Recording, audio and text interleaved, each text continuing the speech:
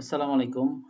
এই ভিডিওতে আমরা দেখব যে আমাদের যে অ্যাঙ্গুলার প্রজেক্টটা ছিল, এই অ্যাঙ্গুলার প্রজেক্টের বিভিন্ন ফাইল বা ফোল্ডারের যে স্ট্রাকচারটা আছে সেটা। তো এখানে আমরা দেখতে পাচ্ছি যে এখানে নোড মডিউলস একটা ফোল্ডার আছে। যদিও .vs কোড এটা আমাদের অটোমেটিক্যালি হয়ে গেছে। এটা আমাদের করতে হয় নাই।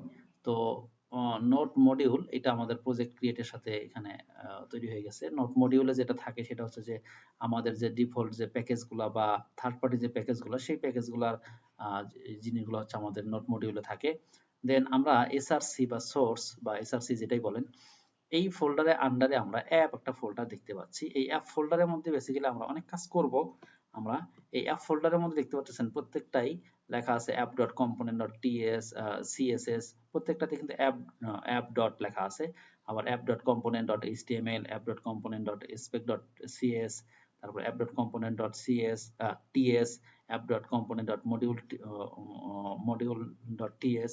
যাই হোক, তো এই যে এই জিনিসগুলা স্টার্টার প্রজেক্টে আছে এবং একটা স্টার্টার প্রজেক্টে অবশ্যই লিস্ট একটা অ্যাপ কম্পোনেন্ট ডট টিএস থাকবে এবং app component dot app dot module dot T S এটা থাকবে। এখানে বেসিক্যালি আমরা এগুলা নিয়ে কাজ করব। আমরা যখন বিভিন্ন রাউটিং করব বা বিভিন্ন ধরেন লজিকগুলো লিখবো বা আমাদের ফাইলগুলো দেখাবো, আমরা এই জিনিসগুলা তখন আমাদের অনেক ইউজ করতে হবে এবং এই জিনিসগুলো কিন্তু আমরা আরো তৈরি করতে থাকবো। তো এরপরে অ্যাসেট নামে একটা ফোল্ডার আছে। অ্যাসেট ফোল্ডার যেটা, এই অ্যাসেট ফোল্ডারে বেসিক্যালি আমরা যে স্ট্যাটিক জিনিসগুলো লাইক ইমেজ বা ফন্ট, হ্যাঁ, বা আইকন, এই জিনিসগুলো আমরা হচ্ছে অ্যাসেট এই ফোল্ডারে রাখবো।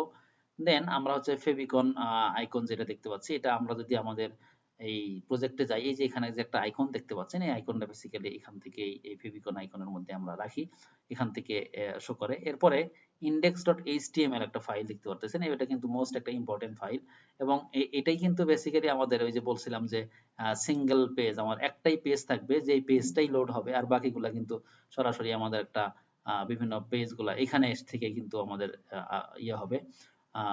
দ্যাট মিনস আমার পেজ একটাই থাকবে, এইচটিএমএল পেজ কিন্তু আমার এখানে একটাই থাকবে। হ্যাঁ, বারবার বিভিন্ন পেজগুলা কিন্তু রিলোড হবে না। হ্যাঁ, তো এই পেজ থেকে কিন্তু সমস্ত কাজগুলো আমাদের এখান থেকে আসবে। যেমন এখানে অ্যাপ রুট লেখা আছে, অ্যাপ রুটের পরে আমরা আসলে কোথায় যাব সেটা আবার কিভাবে ওপেন হবে সেই জিনিসগুলো নিয়ে আমরা পরে আলোচনা করব। বাট আমাদের এখানে ইনিশিয়ালি দেখতে পাচ্ছি index.html ফাইল, এটা জাস্ট একটু এখন একটু আপনার নামটা জেনে রাখেন, পরবর্তীতে হচ্ছে এটা আমাদের কাজে আসবে। তারপরে main.ts, এই main.ts টাই কিন্তু আমাদের মূলত স্টার্টিং পয়েন্ট। এখান থেকে আমাদের আমাদের প্রজেক্টটা স্টার্টিং পয়েন্ট যদি বলি সেটাই শুরু হয়। যেমন এখানে বলে দেওয়া আছে যে বুটস্ট্র্যাপ মডিউল, অ্যাপ মডিউল। তো এখানে বুটস্ট্র্যাপ মডিউল মানে অ্যাপ মডিউল, অ্যাপ মডিউলটাই আমার প্রথম একদম শুরুর দিকে মানে স্টার্ট হবে এবং অ্যাপ মডিউলে যদি আমরা যাই সেখানে দেখবো যে ওখান থেকে আবার আরেকটা কম্পোনেন্টকে ইয়ে করা আছে, দিক নির্দেশনা দেওয়া আছে, সো দ্যাট আমাদের এখান থেকেই শুরু হয়। আমরা চাইলে আরো মডিউল তৈরি করতে পারবো এবং সেই মডিউলটা যদি সর্বপ্রথম আমরা আমাদের শুরুর দিকে আনতে চাই তাহলে সেইটা আবার এখানে দিয়ে দিতে হবে, বুটস্ট্র্যাপ করতে হবে। যাই হোক, এগুলা এখন সব বললেও বুঝতে পারবেন না, বাট জাস্ট একটু দেখে রাখলেই হবে। style.css নামে আমরা একটা সিএসএস ফাইল দেখতে পাচ্ছি, এটা হচ্ছে আমাদের গ্লোবাল সিএসএস।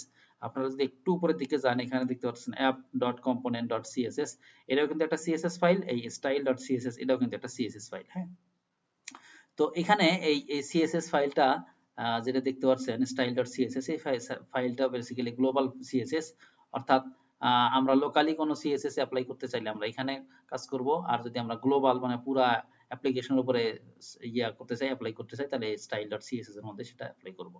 দেন এখানে একটা আছে হচ্ছে আমাদের এটা আমাদের যে গিট ইগনোর একটা ফাইল আছে। এখানে হচ্ছে বেসিক্যালি আমরা কোন কোন জিনিসগুলো হচ্ছে আমরা গিটে দিতে চাচ্ছি না বা সেই জিনিসগুলো কিন্তু আমরা এখান থেকে দিতে পারি গিট ইগনোর ফাইলের মধ্যে। angular.json একটা ফাইল আছে, এখানেও আমাদের অনেক ধরনের আমাদের বেসিক্যালি ওই যে মানে মানে আমরা যদি এখানে একটু ভিতরে যাই, কিছু জিনিস একটু দেখাইলে আপনাদের বুঝতে সুবিধা হবে। যেমন আমার এখানে অ্যাঙ্গুলার প্রজেক্ট, এখানে অ্যাপ্লিকেশন লেখা আছে বা ধরেন এখানে মেইন যে আমার যেটা দেখে আসলাম সেটাও কিন্তু আমার এখানে বেসিক্যালি লেখা আছে। তারপর হচ্ছে অ্যাসেটের যে আইকনটা দেখতে পাচ্ছেন সেটাও কিন্তু আমার এখানে দেওয়া আছে জেসন ফাইলের মধ্যে।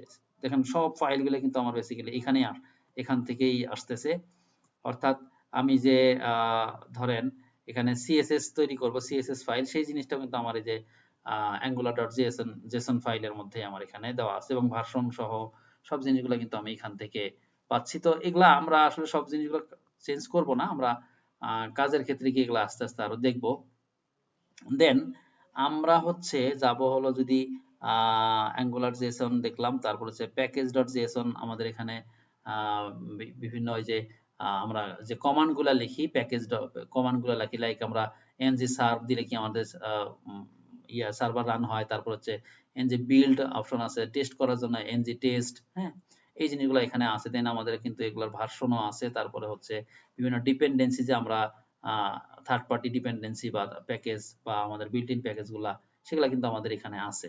ঠিক আছে, এরপরে মোটামুটি আমাদের এখানে তেমন আর কোনো টিএসএস কনফিগ তেমন এখানে আর তেমন কোনো কাজ নাই। আমরা এগুলাতে আমরা ইনিশিয়ালি কোনো কাজ করব না।